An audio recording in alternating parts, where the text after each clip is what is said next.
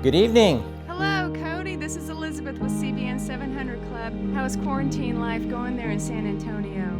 We are keeping our heads above water and we are blessed. Tell me what you're doing there. Our routines obviously have changed drastically, just like everyone else.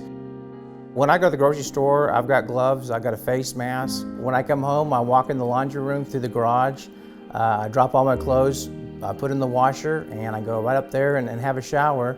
I've seen my boy in the emergency room because of his asthma, and knowing what kind of virus this is, the kind of disease it is, and what it can cause. We're just taking precautions and just being careful. I have to look at that in the bright perspective, because right now in the world, so many people aren't just being inconvenienced, they're really suffering and they're going through a lot of stuff. You have people that are losing their jobs. You have people in need of food. You have elderly people who are afraid to go to the grocery store.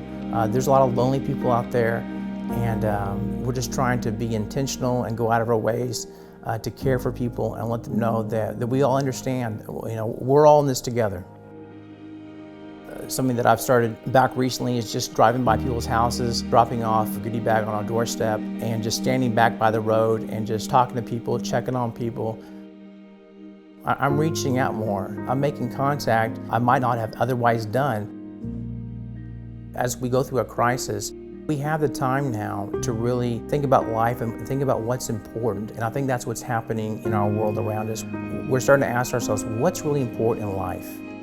The Apostle Paul talks about in Philippians, when he writes to the church in Philippi, he says, I pray that your love will abound more and more in knowledge and depth of insight.